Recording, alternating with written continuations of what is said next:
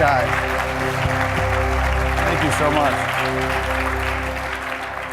Man, was it hot out there today or what? Holy cats. Man, maybe I'm just not used to it. It doesn't usually get that hot in Michigan. Where's my Michigan crew at?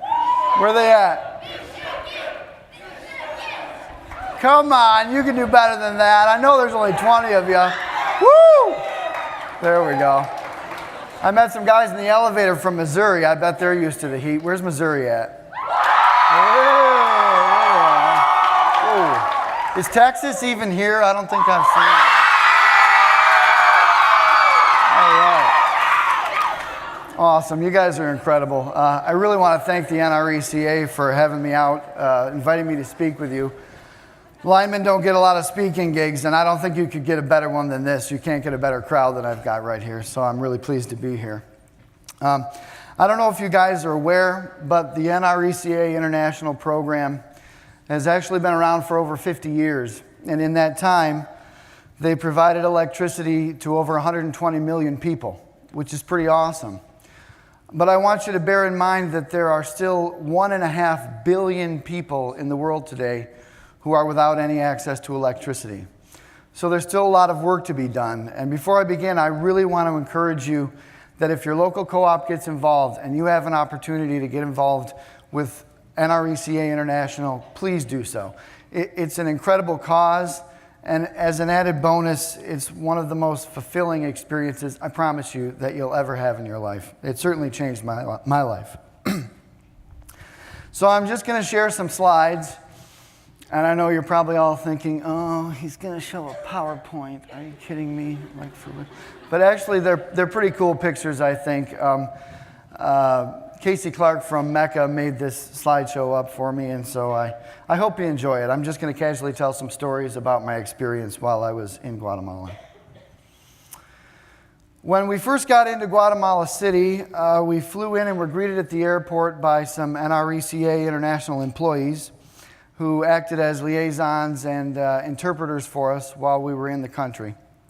And the first thing that I noticed is they had these little tiny Toyota pickup trucks. You saw some on the video, and there's an older one there that some of the locals had. And I thought, man, you know, back home we have these big like F-350s and Duramax trucks, and how are we going to do line work with these little puny trucks?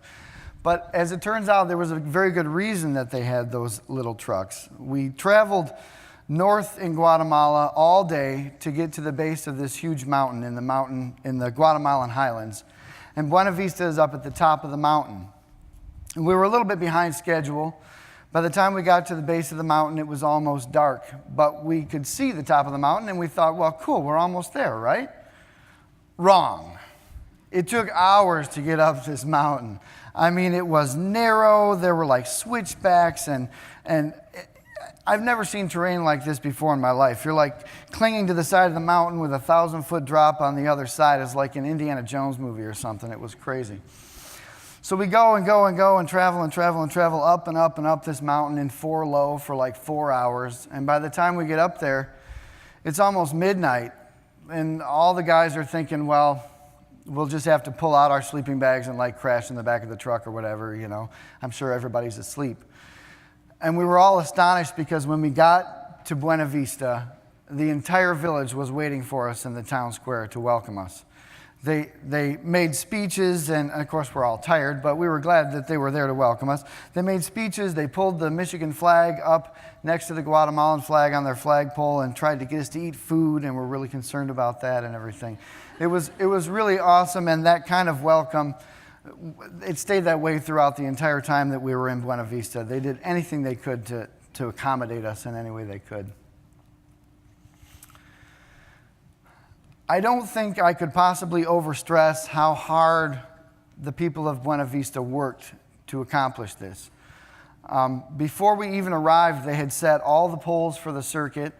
You can see here that they're setting a pole this is like their village square in the center picture there, and hauling it in the picture on the left. And so this is how they accomplished setting all these poles without the help of any modern equipment. And it was pretty powerful. And I want you to understand that it's not as if we went to Guatemala and just gave people electricity. Our program in Michigan was called Partners for Power, and that really truly is what it was. We had to work together with these people to make this work.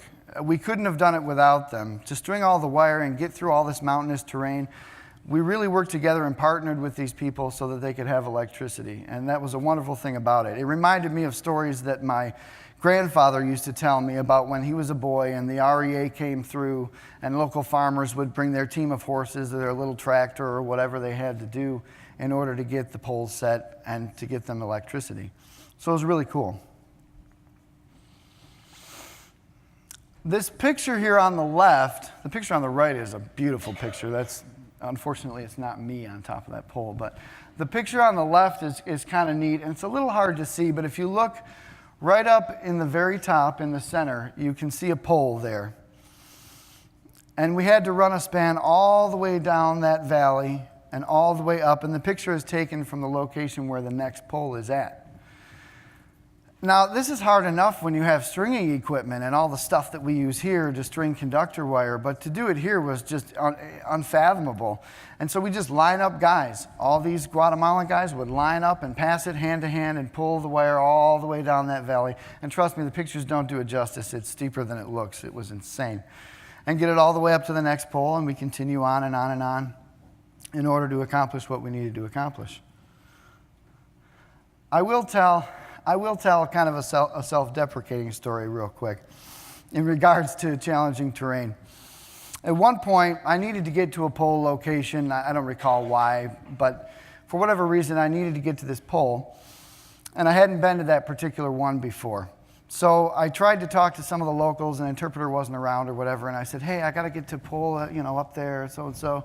I thought I had sorted out with them where I needed to go. So I grabbed some linemen, and a couple of local guys came with me, and I don't know why the local guys didn't say anything, but they didn't. Anyways, I went up this crazy trail and ended up getting this truck totally stuck, like terrible, hung up between this rock and this. It was bad. It was really, really bad. So I'm going, what are we going to do? I'm like up the creek with no paddle here, way up on this mountain with this truck stuck. So one of the local guys took off, and he came back a few minutes later with 20 other local Buena Vistans. And they had a really good laugh at my expense. They thought it was really funny. They said, no, you didn't understand. See, we told you could take that trail. We didn't tell you could take a truck. That's crazy. Nobody takes a truck up that trail. It's just a walking trail. You must be stupid, But here's the really interesting part that blew my mind. We said, well, we still got to get this truck out. So 20 guys took out ropes, tied them onto this truck, threw them over their shoulder. They pulled this truck out with men. That's how we got it out of there. It was amazing. I've never seen anything like it before or since. This was our shower. We didn't really know what to anticipate in regards to personal hygiene when we got up on the mountain, so everybody brought baby wipes and lots of extra deodorant and so forth. But as it turns out, this little wooden structure they had constructed just for us.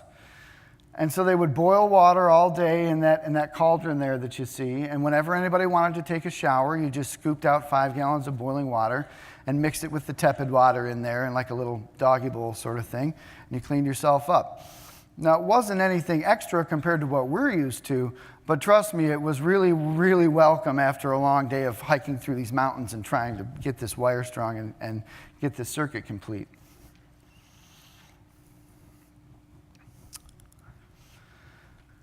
This image, this is the day that we actually threw the fuse and completed the circuit. And I'll get a little bit mushy for just a second and tell you that when I hear the word gratitude, it always reminds me of this day. And you might think that I'm referring to the gratitude of the people of Buena Vista because they now had electricity, but that's really not it. When the lights came on and I saw the look on their faces, and I saw people that realized the circuit was on and ran at a full tilt to get home to see if they had lights too, it's a feeling that I probably can't adequately describe, but I know that I felt humbled and I felt more grateful than I ever had in my entire life. It was really, really incredible.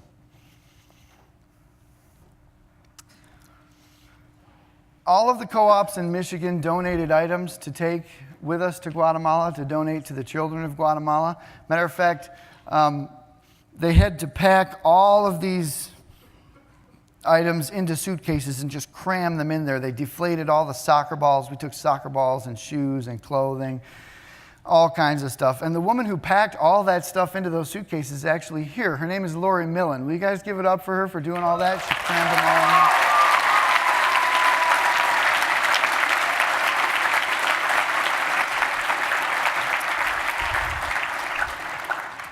It was really extraordinary to see how pleased these children were to get things that we absolutely take for granted, like a new pair of shoes.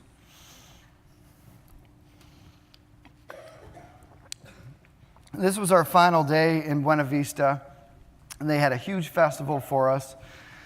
And they had a live band and dancing and all kinds of stuff, and they made speeches, and it was really awesome. They cooked like an entire cow, as you can see in the picture on the right-hand side there. It was actually really good, believe it or not. And the village elders came out and lined us all up, and we had heard this rumor that they wanted to give us some sort of gift. And each of the village elders in Buena Vista presented each of the linemen with his own personal machete, this old, beat-up, rusty machete. And that might sound strange to you, but in Guatemalan culture, that's really meaningful. The machete represents kind of machismo, if you will, and it's like his tool. It belongs to him and only him. And it was representative of the fact that they kind of understood how this was going to impact their lives. And I'm sure they still use their machetes to this day, but not the one they gave me. And it was really, it doesn't seem like it would be. You almost would have had to have been there, but it was really, really emotional. You'll see all the linemen here, the tough lineman guys with their sunglasses on. It wasn't that sunny that day. I think none of our eyes were dry, and we were trying to hide it. So once again, I want to tell you that if you ever have an opportunity to be involved with NRECA International, please do so. It's extremely rewarding, and who knows, somebody might give you a machete. I have one more thing before I'm done. I'm going to shamelessly plug another event that I'm going to be at here for NRECA while you're here. If you're going to be here on Wednesday night, have you guys seen these flyers out in the basement? Well, you better go look because they're totally out there. On Wednesday, in the Potomac room, right next to the game room out here, myself and Zoraida Hoffman are going to do some story time stuff for NRECA International. So if you're interested in hearing some more stories, seeing some more pictures, we have a lot of neat stuff to share with you, not only about Guatemala, but other trips to Bolivia and other places. And I'd really love to see you guys there. And anytime you see me around and you want to hear other stories, I'll tell you the stories I couldn't tell up here. So, thank you.